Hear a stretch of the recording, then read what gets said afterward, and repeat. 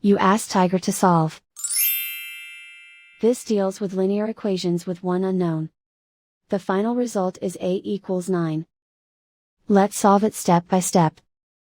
Simplify the expression. Expand the parentheses. Group all constants on the right side of the equation.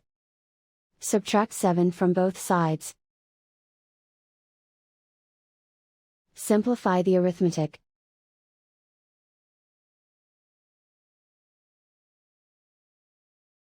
Convert the h into a positive number.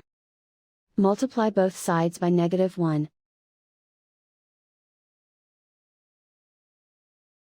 Remove the ones.